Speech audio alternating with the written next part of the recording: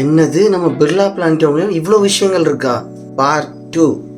பிர்லா பிளானட்டோரியமில் நிறைய ஆச்சரியமான விஷயங்கள் இருந்துச்சு.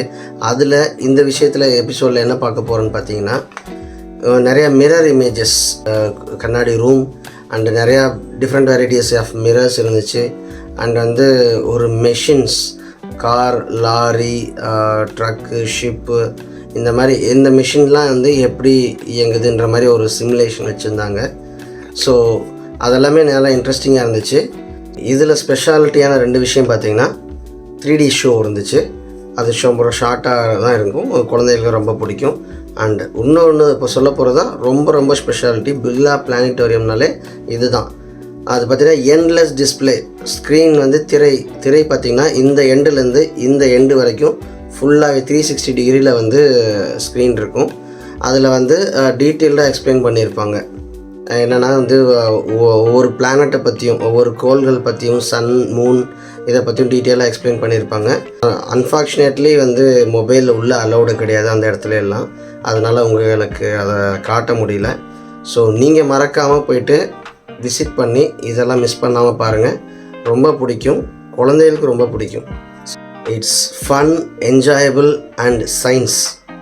ஸோ நம்ம வீடியோக்குள்ளே போகிறோம். வீடியோக்குள்ளே போயிட்டு நீங்கள் நிறையா விஷயம் பார்த்து தெரிஞ்சுப்பீங்க. உங்களுக்கு ரொம்ப பிடிக்கும் நான் நம்புகிறேன். என்னடா இந்த இடமே செஸ் போர்டு மாதிரி இருக்கே அப்படின்னு பார்க்குறீங்களா? ஆமாம், இந்த இடம் செஸ் போர்டு கிடையாது. யூஸ்வலாக செஸ் போர்டுக்கு பிளாக் அண்ட் ஒயிட்டில் இருக்கும். இந்த இடமும் செஸ் போர்டும் கிடையாது. இது பார்த்தீங்கன்னா இது மேஜிக்கல் பிளேஸ். ஸோ அந்த இடத்துல ஒருத்தர், அங்கே எதுவுமே இல்லாத மாதிரி இருக்குது. அந்த இடத்துல ஒருத்தர் அப்படி எந்திரிச்சு பார்க்கலாம். அந்த மாதிரி இது இப்படி ஒரு பிளேஸ், என்டர்டெயின்மெண்ட்டினா ஒரு இடம் இருந்துச்சு.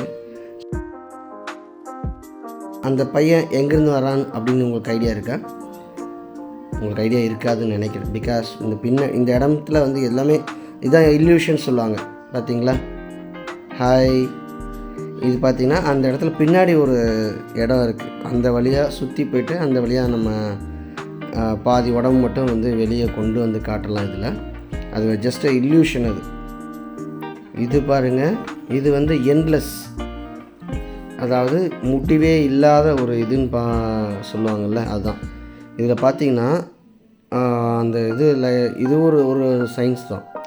பாருங்கள், இது அப்படியே நீங்கள் உத்து பார்த்தீங்கன்னா தெரியும், அதுக்கு ஒரு முடிவே இல்லாத மாதிரி இருக்கும். அது அப்படியே போயிட்டே இருக்கிற மாதிரி இருக்கும். பாருங்களேன், இப்போ நான் ஜூம் பண்ணி காட்டியிருக்கேன். ஸோ அதுக்கு ஒரு எண்டே கிடையாது. இதுவும் ஒரு சில அவங்க லைட்டிங்ஸ் அப்படி போட்டு வச்சுருக்காங்க. இதெல்லாமே ஸ்டூடெண்ட்ஸ்க்காகட்டும் ஒரு இன்ட்ரெஸ்டிங்காக ஒரு சயின்ஸ் எப்படி தான் அப்படின்ட்டு.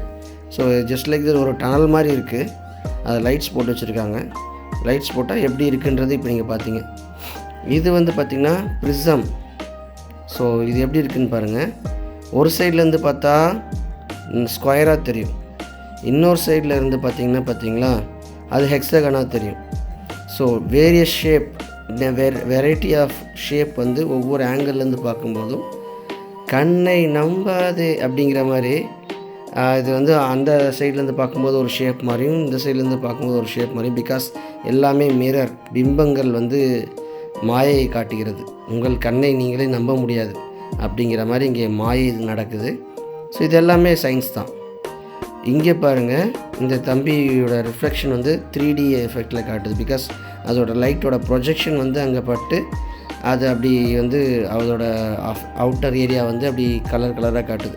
இது 3D ரிஃப்ளெக்ஷன். ஸோ நீங்கள் பார்த்தாலே நமக்கு நல்லாவே தெரியும்னு நினைக்கிறேன். இது பிர்லா கோளரங்கத்தோட இன்னொரு பகுதி. பார்த்திங்கன்னா ஒரு சயின்ஸ் லேப் மாதிரியே இருக்குது. பாருங்கள், இது ராக்கெட், ஆஸ்ட்ரோனாட், அதோட ஞாபகார்த்தம் வாங்கி வச்சுருக்காங்க. இந்த இமேஜ் நல்லா ஒத்து பாருங்களேன். இது மாயத்தோற்றம் துடிப்பு, ஒரு மாதிரி அலையாக போகிற மாதிரியே ஒரு ஃபீல் இருக்கும். நீங்கள் ஒத்து பார்த்தீங்கன்னா நல்லா தெரியும். அதை ரீசெண்டாக இந்தியா விண்ணில் ராக்கெட் அனுப்பிச்சு பார்த்திங்களா, அதுக்கு ஞாபகார்த்தமாக வச்சுருக்காங்க.